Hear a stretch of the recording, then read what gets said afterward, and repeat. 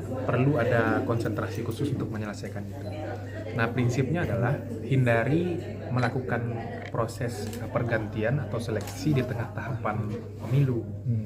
Nah, artinya kalau kenapa harus dihindari? Karena itu akan sangat mengganggu fokus penyelenggara di tengah beban tugas pelaksanaan tahapan yang sangat berat.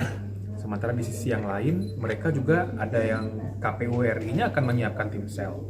KPU provinsi dan kabupaten kotanya akan kasakusuk untuk menyiapkan seleksi. Sementara pekerjaan mengerjakan tahapan ini kan tidak mudah.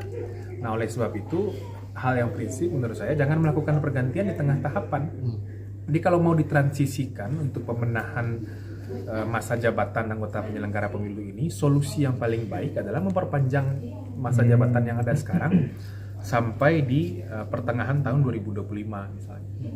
Artinya sampai pilkada selesai. Jadi karena ini setelah pemilu itu kan akan langsung disambung dengan tahapan pilkada. Itu juga tidak ringan itu tugasnya KPU, dan di beberapa tahapan awal pilkada itu kan nanti akan berhimpitan dengan tahapan-tahapan krusial pemilu.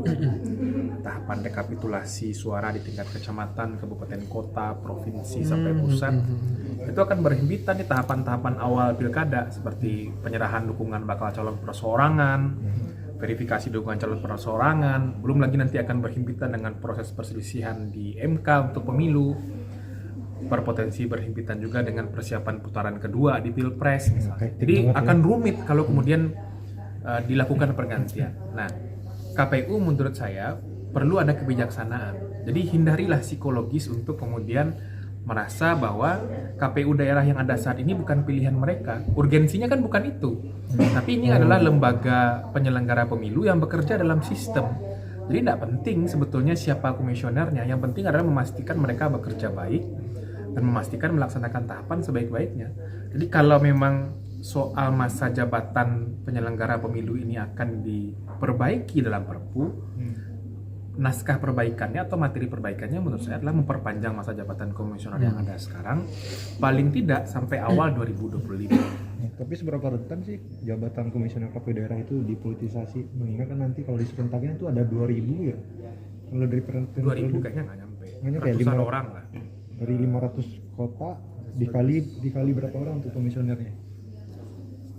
Iya, karena begini, ini kan bukan rahasia umum lagi bahwa proses pemilihan komisioner itu kan ada nuansa politiknya juga.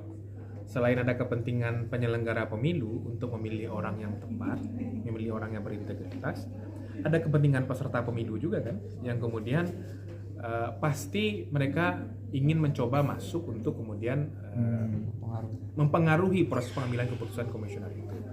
Termasuk juga si komisioner sendiri, lobby sana lobby sini agar terpilih, termasuk melobi KPU RI-nya yang akan memilih. Itu sesuatu yang tidak bisa dinafikan menurut saya. Nah, itu kan melelahkan dan mengganggu juga keseimbangan institusi penyelenggara di tengah melaksanakan tahapan. Coba bayangkan mereka sedang melakukan verifikasi partai atau ke depan nanti di tahun 2023 itu sedang mempersiapkan pendaftaran calon anggota legislatif kan, pendaftaran pemilih. Tiba-tiba harus bermanuver politik sana sini, menyiapkan seleksi segala macam. Menurut saya sih itu sangat mengganggu, akan sangat mengganggu. Konsolidasi penyelenggara sampai ke daerah itu penting.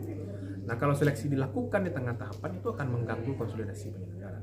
Jadi problem yang disampaikan KPU itu benar, tapi solusinya nggak tepat menurut saya. Malah nambah masalah. Menambah masalah.